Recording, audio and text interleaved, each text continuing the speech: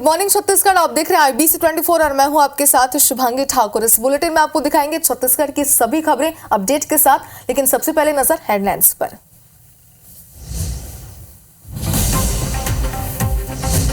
CM Sai आज रायपुर अंबिकापुर विमान सेवा का करेंगे शुभारंभ। हफ्ते में 3 दिन होगा फ्लाइट का संचालन। शुरुआती किराया सिर्फ 999 रुपए।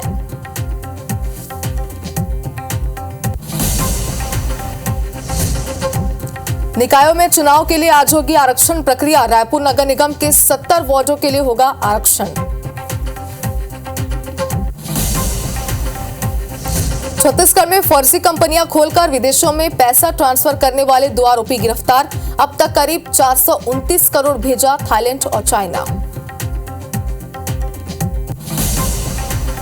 रायपुर में कॉलेज की छात्रा के साथ रेप, क्लासमेट ने भी वारदात को दिया अंजाम। पुलिस ने आरोपी छात्र को किया गिरफ्तार। बिलासपुर में बदमाशों का निकला जुलूस, मारपीट कर फैला रहे थे अशांति।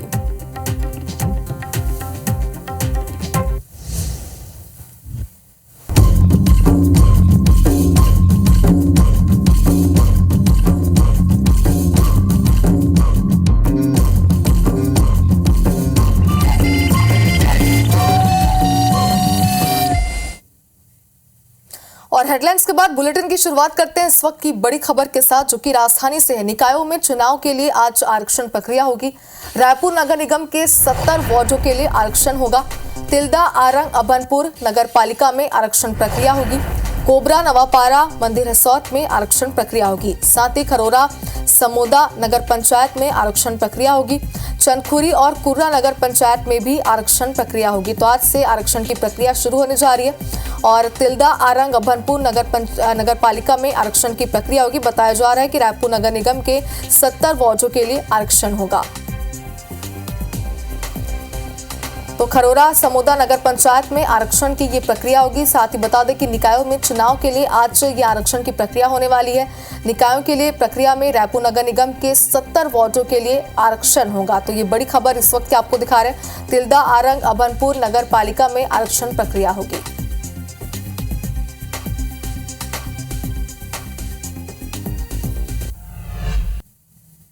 और छत्तीसगढ़ विधानसभा के शीतकालीन सत्र में आज भी हंगामेदार होने के आसार हैं। सत्ता पक्ष के ही विधायक धर्मलाल कौशिक और राजेश मूढ़त ने अस्पतालों के फायर फाइटिंग सिस्टम और हमर क्लिनिक के अधूरे पड़े निर्माण पर सवाल लगाया है।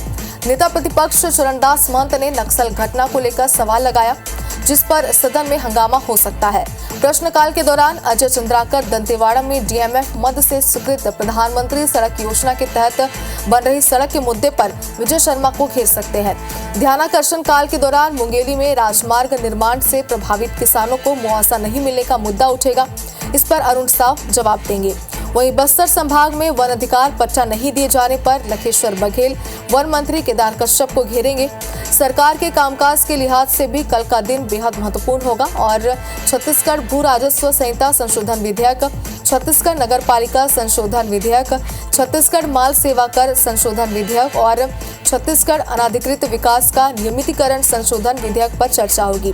इन्हें पारित कराया जाएगा और इसके अलावा कई वार्षिक प्रतिवेदन और दर्जनों याचिकाएं भी प्रस्तुत की जाएंगी।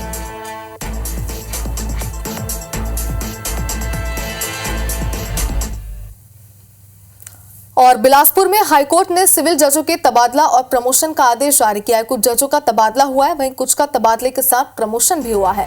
जारी आदेश के अनुसार कुल 5 सेशन जजों का तबादला किया गया है। इसके अलावा 40 सिविल जजों का ट्रांसफर भी कर दिया गया है।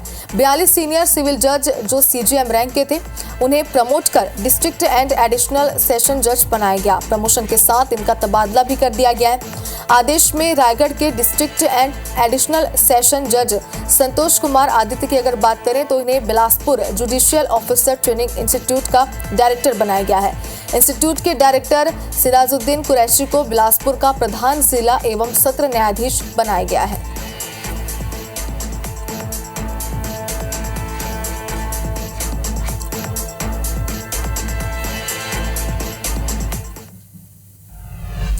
इसी बीच एक बड़ी और अहम खबर आप तक पहुंचा दें। आज से हवाई सेवा की शुरुआत होने वाली है। अंबिकापुर में आज से हवाई सेवा की शुरुआत होगी। रायपुर से अंबिकापुर, अंबिकापुर से बिलासपुर, अंबिकापुर से रायपुर ये हवाई सेवा की शुरुआत होगी। 1298 रुपए रायपुर से अंबिकापुर तक का किराया होगा। सांसद चिंतामणि महाराज पहले यात्री होंगे। सीएम विष्णु देसाई हरी झंडी दिखाकर विमान सेवा की शुरुआत करेंगे। तो आपको बता दें कि सुबह 11 बजे रायपुर से अंबिकापुर के लिए पहली उड़ान यहाँ पर विमान भरते हुए नजर आएगा। तो मुख्यमंत्री विष्णु देसाई इसमें शामिल होंगे और इसका शुभारंभ आज करने वाले हैं। जाहिर सी बात है कि प्रदेश वासियों के लिए यह दिन बेहद खास है, क्योंकि एक बड़ी सौगात यहाँ पर मिलने वाली, जिससे कई सुविधाएं यात्रियों को मिलेंगी। तो सीएम विष्णु देसाई हरी झंडी दिखाकर विमान को रवाना करेंगे। बताया जा रहा है कि सुबह 11 बजे रायपुर से अंबिकापुर के लिए पहली विमान उड़ान भरेगी। 1298 रुपए रायपुर से अंबिकापुर तक का किराया होगा। तो बताया जा रहा है कि सांसद चिंतामणि महाराज जो है वो इसके पहले यात्री होंगे। इस पहली विमान को मुख्यमंत्री विष्णु देसाई हरी झंडी दिखाकर रवाना करेंगे। और चलिए इस खबर पर ज्यादा जानकारी के लिए हमारे सहयोगी अभिषेक सोनी हमारे साथ जुड़ के। अभिषेक, कहीं ना कहीं देखा जाए तो प्रदेशवासियों के लिए बड़ा दिन है, आज बड़ी सौगात मिलने वाली है। जरा दर्शकों को बताइए कि इस नई उड़ान सेवा से क्या सुविधा उन्हें मिलने वाली है।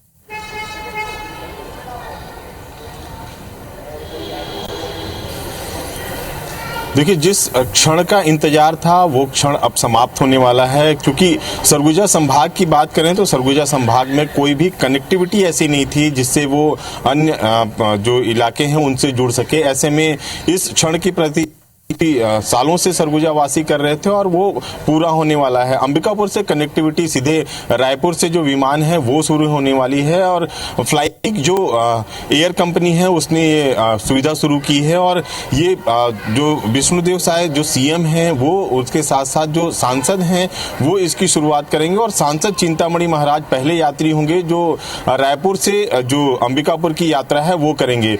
मैं आपको बता दूं कि अंबिकापुर के जो लोग हैं उन्हें इस क्षण का काफी इंतजार था और चूंकि जो सरगुजा संभाग है उसके सारे इलाके इस कनेक्टिविटी से जुड़ने के बाद जो विकास की जो पर है वो लग सकेंगे। एक यात्री हमारे साथ मौजूद हैं जिन्होंने ये सफर तय करने के लिए अपना टिकट बुक कराया है, आलोक दुबे। आलोक जी, किस तरह की यात्रा के लिए आप लोग उत्साहित थे और जो क्षण है वो किस तरह से आप लोग देख रहे हैं? सरगुजा अंबिकापुर के लिए आज का दिन ऐतिहासिक है। इसके लिए मैं माननीय देश के प्रधानमंत्री श्री नरेंद्र मोदी जी, प्रदेश के मुख्यमंत्री माननीय विष्णुदेव साय जी और हमारे सरगुजा सांसद श्री चिंतामणि महाराज के अथक प्रयास से आज ये सरगुजा अंबिकापुर के लिए ऐतिहासिक दिन है कि हमारे महामाया एयरपोर्ट पे पहली बार फ्लाईबिग कंपनी की 19 सीटर यात्री विमान रायपुर से 10:30 बजे चल के महामाया एयरपोर्ट दरिमा उतरेगी। और मैं सौभाग्यशाली अपने को मानता हूं कि मैं इस पहले यात्री विमान का यात्री होने जा रहा हूं और इसका पूरा श्रेय हमारे सांसद माननीय चिंतामणि महाराज को जाता है। देखिए, सरगुजा वासी हैं और सरगुजा वासियों की जो खुशी है इस बात से ही आप समझ सकते हैं, क्योंकि जो सरगुजा संभाग है, जो दरिमा एयरपोर्ट है, काफी समय से तैयार था। एयरपोर्ट का शुभारंभ जो प्रधानमंत्री नरेंद्र मोदी हैं उन्होंने कर दिया था, लेकिन जो हवाई सेवा की जो शुरुआत है उसका इंतजार सरगुजा के लोग कर रहे थे। और अभी जो मैं आपको बता दूं कि 1298 रुपए जो फेयर है वो तय किया गया है। फ्लाईबिग जो विमानन कंपनी है उसने ये यात्रा किराया दिया है। और अंबिकापुर से जो यहाँ पर जो सुविधा जुड़ेगी, पहले जो रायपुर से अंबिकापुर ये विमान जाएगी और अंबिकापुर से बिलासपुर, बिलासपुर से फिर अंबिकापुर और अंबिकापुर से रायपुर के लिए ये सुविधा उपलब्ध होगी। और ऐसा बताया जा रहा है, चूंकि हमारी बातचीत जो अन्य जनप्रतिनिधियों से भी हुई थी उनका कहना था कि ये सुविधा और भी विस्तार की जाएगी। और जिस तरह से ये मांग रही है कि जो बनारस एक कनेक्टिविटी जो जी विमान है वो यहां से शुरू की जाए, इसके लिए भी प्रयास भाग का एरिया है वो कनेक्टिविटी से काफी अछूता रहा था। ऐसे में जब चलिए अभिषेक, जैसे कि आप भी बता रहे हैं तो छत्तीसगढ़ आज से अपनी नई उड़ान जो है वो शुरू करने जा रहे हैं। आगे पूरा क्या शेड्यूल रहता है इसे लेकर अपडेट जरूर आपसे लेंगे। बहुत शुक्रिया तमाम जानकारी के लिए। और चलिए अब बात छत्तीसगढ़ की सियासत से। रेणु और अमित जोगी की कांग्रेस में वापसी के अटकलों के बीच जेसीसी-जे अध्यक्ष रेणु जोगी ने पीसीसी चीफ दीपक बैज को पत्र लिखा है, जिसमें उन्होंने जेसीसी-जे का कांग्रेस में विलय करने की मांग की है। इसे लेकर पीसीसी अध्यक्ष दीपक बैज से जब सवाल किया गया तो उन्होंने कहा कि अभी तक इस तरह की परिस्थितियां नहीं बनी है, परिस्थितियां बनती है तो वरिष्ठ नेताओं से बात करेंगे। कांग्रेस में वापसी के लिए प्रदेश भर से आवेदन आ रहे हैं। इस पर कांग्रेस की 7 सदस्यीय कमेटी बैठकर अंतिम निर्णय लेगी।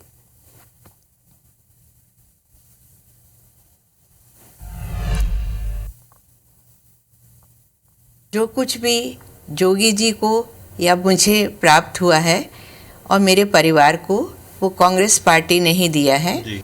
अपने आप को कांग्रेस में ही एक आत्मीयता और परिवार जैसा जो स्नेह मिला है, इसलिए हम लोग चाहते हैं कि वापस कांग्रेस में विलय हो जाए तो बहुत ही अच्छा होगा।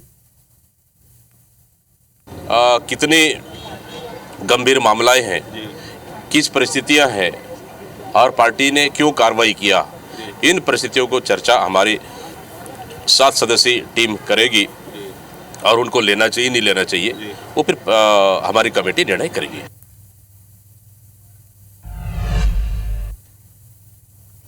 और बस्तर का प्रवेश द्वार कहे जाने वाले केशकाल घाट पर लगातार जाम लग रहा है। सड़क मरम्मत में करोड़ों रुपए खर्च होने के बाद भी समस्या से निजात नहीं मिल पा रहा। सड़क मरम्मत के नाम पर बस्तर में पर्यटन और व्यापार की गतिविधियों पर एक बार फिर महीने भर से ब्रेक लग गया है। बस्तर की इस बड़ी समस्या पर देखिए हमारी रिपोर्ट।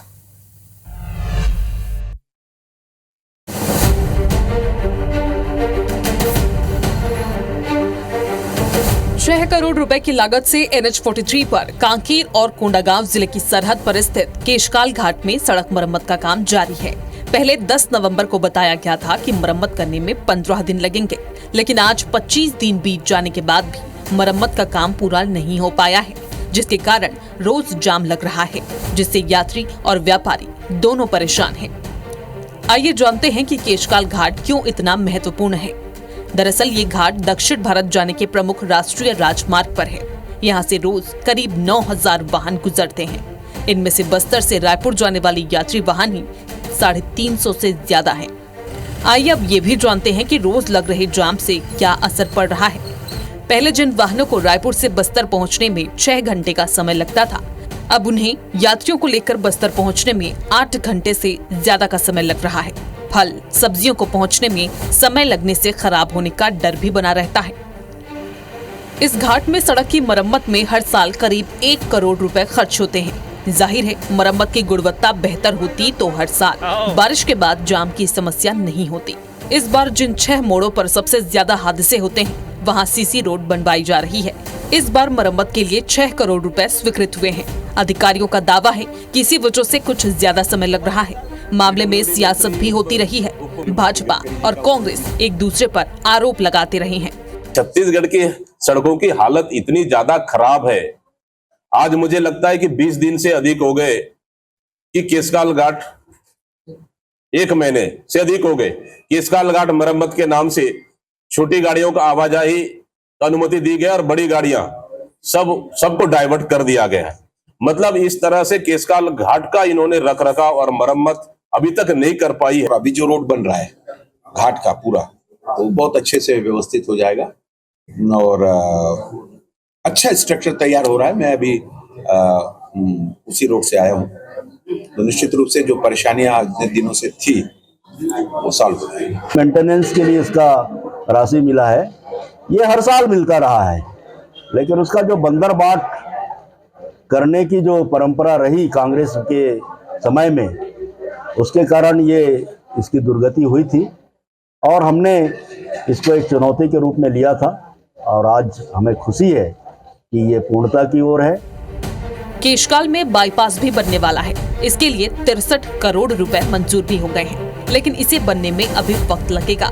केशकाल घाट पर 5 जिलों का संपर्क निर्भर करता है। घाट में मरम्मत के कारण अभी बाईपास रूट बनाया गया है, जिसे पार करने में 2 घंटे लगते हैं। सिंगल रोड में चल रहे हैं अपन, कहीं भी एक्सीडेंट होने का संभावना है। रोड इतनी जर्जर है कि चलने में बहुत परेशानी हो रही है। गाड़ी ओवरटेक नहीं हो पा रहा है, टाइम कवर नहीं हो पा रहा है, कैसे करें बताओ। रोड अभी काम चल रहा है, घाट का काम चल रहा है, उस चक्कर में गाड़ियां घूम के आ रही है। इसमें 1.5 से 2 घंटे लेट हो चल रही है गाड़ियाँ, जिससे यात्री भी परेशान हो रहे हैं, हम भी परेशान हो रहे हैं। फूलों की घाटी कहे जाने वाले केशकाल घाट की पहचान बीते 1 दशक से धूल भरी घाटी के रूप में हो रही है। अब देखना होगा कि इस समस्या का समाधान कब तक होता है। नरेश मिश्रा, IBC 24, जगदलपुर।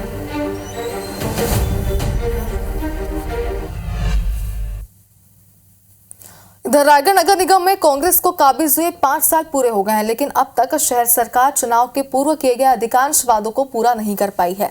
सड़कों के चौड़ीकरण, मल्टी स्टोरी पार्किंग निर्माण, रिंग रोड जैसे कई बड़े वादे हैं जिस पर 1 इंच भी काम नहीं हो पाया है। चुनाव करीब है, ऐसे में भाजपा शहर सरकार पर वादा खिलाफी का आरोप लगा रही है। भाजपा का ये कहना है कि कांग्रेसी मेयर और MIC मेंबर्स को जनता के बीच जाकर 5 सालों के कामकाज का हिसाब देना चाहिए। आगामी चुनावी में बीजेपी इस मुद्दे को लेकर जनता के बीच जाएगी और जन समर्थन मांगेगी। मेयर का कहना है कि प्रदेश में सरकार बदलने के बाद भाजपा ने विकास कार्यों में अड़ंगा डाला है, जिसकी वजह से कई काम नहीं हो पाए। स्थिति तो बहुत ही बुरी है, क्योंकि इन्होंने अपने घोषणा पत्र में बहुत सारे लुभावने वादे किए थे और ये चुनाव को जीता था। लेकिन अगर हम देखते हैं, आकलन करते हैं, तो ये जो भी वादे किए थे उस पर ये खरे नहीं उतरे। जनता अच्छी तरह से जान चुकी है कि इनके जितने भी वादे हैं झूठे हैं।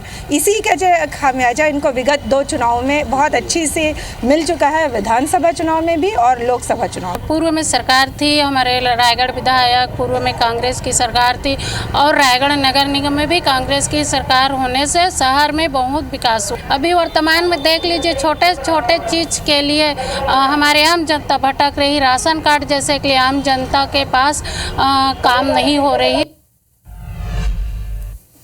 और सारंगढ़ के नया जिला बनने के बाद रायगढ़ में जिला कांग्रेस कमेटी ग्रामीण अध्यक्ष का पद 1 साल से रिक्त पड़ा है, लेकिन अब तक कांग्रेस संगठन अध्यक्ष की नियुक्ति नहीं कर पाए। ग्रामीण अध्यक्ष के लिए पूर्व मंत्री उमेश पटेल और पूर्व विधायक प्रकाश नायक के समर्थक 2 गुटों में नजर आ रहे हैं। गुटों में खींचतान की वजह से अध्यक्ष पद के लिए एक नाम पर सहमति नहीं बन पा रही है। भाजपा का ये कहना है कि कांग्रेस संगठन में अनुशासन नाम की चीज नहीं है। कांग्रेस के कई घड़ों में बटी हुई है, जिसकी वजह से कांग्रेस का ये हाल है। इधर जिला संगठन गुटबाजी या कलह की बात को सिरे से खारिज कर रहा है। संगठन का कहना है कि चुनाव की वजह से नियुक्ति में देरी हुई, जल्दी नियुक्तियां हो जाएंगी। पंचायत चुनाव, नगर निगम चुनाव से पहले अगर अध्यक्ष की नियुक्ति हो जाती है, निसंदेह कसावट आती है और उसमें लाभ मिलता है। इसमें खालीपन लग रहा है, फिर भी हम सब मिलकर इस रिक्त स्थान को भरने की कोशिश करेंगे। कांग्रेस का काम करने का तरीका एक अलग है और उसी तरीके के कारण कांग्रेस आज अपनी इस स्थिति में पहुंची है और मुझे नहीं लगता कि कांग्रेस में किसी प्रकार का कोई आम सहमति किसी चीज़ के लिए बन सकता है और यही कारण है लगातार कांग्रेस पीछे जा रही है। सारंगढ़ जिला बनने के बाद चूँकि अरुण मालाकार जी पहले रायगढ़ जिला कांग्रेस कमेटी ग्रामीण के अध्यक्ष थे, अब जिला अलग हो गया है, उसी प्रक्रिया चल रही है। और चूँकि इस बीच चुनाव आ गए, विधानसभा चुनाव आ गए, तो चुनाव के समय किसी को भी हटाना तो संगठन की दृष्टि से उचित नहीं था। बहुत जल्द ही रायगढ़ जिला कांग्रेस कमेटी ग्रामीण का अध्यक्ष संगठन को मिल जाएगा। जहाँ तक नियुक्ति की बात है, थोड़ा विलंब तो जरूर हुआ है, लेकिन इसमें हमारा जो प्रदेश नेतृत्व है वो बहुत ही ज़्यादा संजीदा है, जिसको लेकर हमारे अभी प्रभारी भी आए थे, 1 to 1 लोगों से चर्चा की गई थी। जल्द ही ग्रामीण अध्यक्ष की नियुक्ति कर दी जाएगी।